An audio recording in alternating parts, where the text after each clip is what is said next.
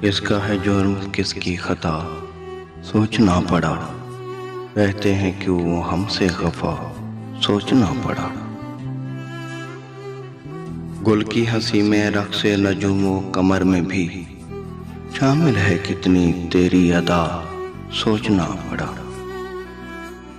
जब भी मेरी वफाओं की बात आ गई कहीं, उनको फिर एक उज़्र जफा सोचना पड़ा। ऊंचे उदास गुल हैं सरदा चमन चमन, इसका करम है बादे सपा, सोचना पड़ा।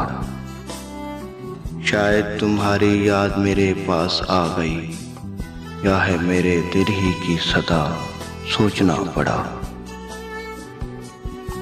जब भी कोई भटक के सरे राह आ गया, इतनी कठिन है राहे वफा, सोचना पड़ा। जिंदा की बात दार के चर्चे रसन का जिक्र, कितनी अजब है तबे रसा, सोचना पड़ा। किसका है जुर्म किसकी खता, सोचना पड़ा। कहते हैं क्यों वो हमसे खफा, सोचना पड़ा। दोस्तों, अगर हमारी वीडियो आपको पसंद आई है तो हमारे चैनल को लाइक करें, सब्सक्राइब करें और बेल आइकन को प्रेस करें ताकि हमारी नेक्स्ट वीडियो आप तक पहले पहुंच सके। वस्सलाम।